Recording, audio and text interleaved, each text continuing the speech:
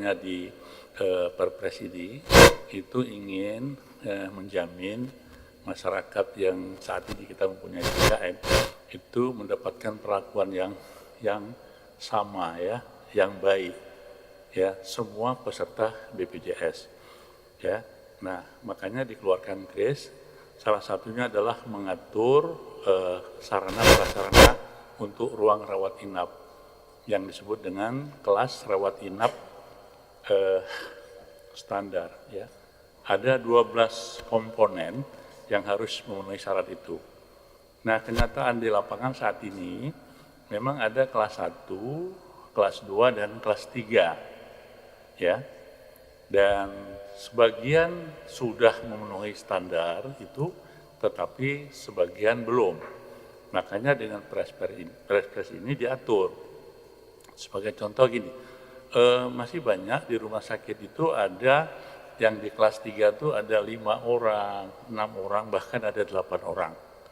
Nah, dengan Perpres ini, tetapi KRIS ini sebetulnya sudah diawali setahun 2 tahun yang lalu ya.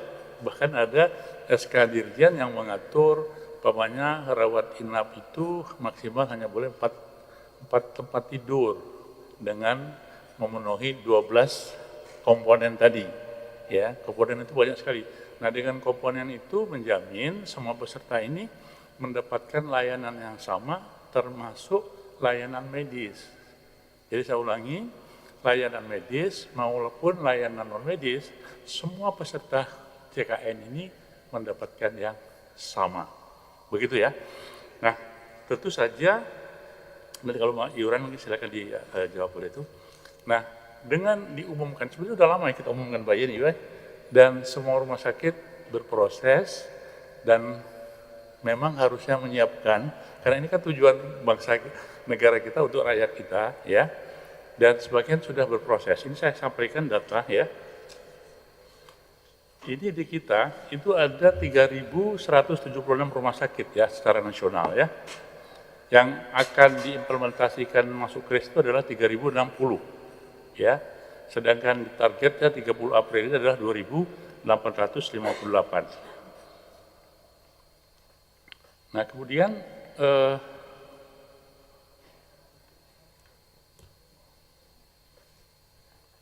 sebentar ya.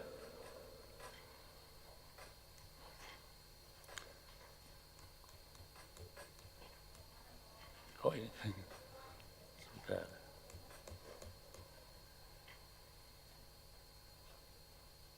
Nah ya, jadi di tahun 2023 target rumah sakit yang siap implementasi itu 1.216 targetnya ya. Jadi 2023 udah berproses ini ya. Nah, Kementerian Kesehatan melalui Direktur Jenderal Pelayanan Kesehatan sudah mengatur ini dan tercapai 995 tempat tidur rumah sakit yang sudah dapat masuk itu ya. Kemudian di tahun 2024 itu ditargetkan 2.432. Tetapi realisasinya sampai dengan 30 April itu 1.053. Nah, nanti di Juni 2025 itu akan kita realisasikan sebanyak 3.057 rumah sakit. Nah, dengan catatan juga dengan Kep Dirjen itu mengatakan rumah sakit pemerintah itu diharapkan minimal 60% itu harus KRIS. Sedangkan rumah sakit swasta itu adalah 40%. Dan tadi pertanyaannya bagus, kalau setelah KRIS ya, setelah Perpres itu memang kalau dalam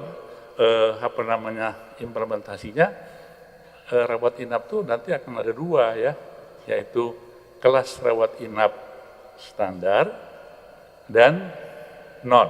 Artinya di luar itu yaitu rawat inap yang VIP atau eksekutif.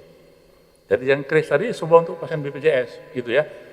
Nah, sekarang bagaimana mengatur rumah sakit yang sudah ada kelas 1, kelas 2 dan kelas 3? Enggak apa-apa. Jadi kelas 1 kan saat ini kan 2 tempat tidur. Ya, karena kan minimal kan 4 ya, atau maksimal 4 kan. Jadi kalau 1 udah oke, enggak masalah. Kelas 2 ada yang 3, juga ada yang 4, aman. Nah, yang kelas 3 ini yang tadinya ada 5, 6, 7 diharapkan maksimal hanya 4. Nah, kenapa hanya 4? Tadi ya, menjamin mutu, menjamin keselamatan, macam-macam. Sehingga masyarakat kita merasa nyaman gitu. Nah, memang beberapa masalah di lapangan terkendala. Ini perlu dukungan, ya saya kira itu memang untuk rumah sakit pemerintah, terutama Kementerian Kesehatan, ya mengatur sendiri karena dia BLU, rumah sakit RSUD saya kira juga begitu, pemerintah daerah, saya kira siapa lagi yang mendukung kalau bukan dari pemerintah daerah. Rumah sakit TNI Polri juga harus begitu. Jadi kita semua rumah sakit harus mengarah ke sana. Nah untuk rumah sakit swasta, ya tadi 40% ya.